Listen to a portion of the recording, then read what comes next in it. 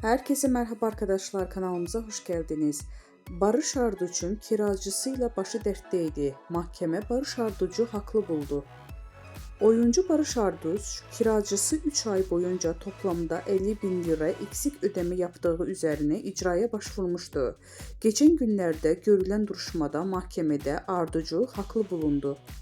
Barış Arduç, İstanbul Beşiktaş'ta oturan kiracısıyla geçen yıl mahkemelik oldu.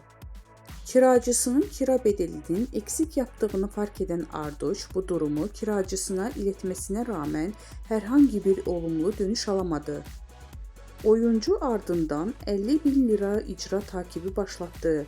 Ancak kiracısı bu takibi itiraz etmesi nedeniyle Barış Arduç İstanbul Sülh Hukuk Mahkemesi'ne itirazını iptali için dava açtı.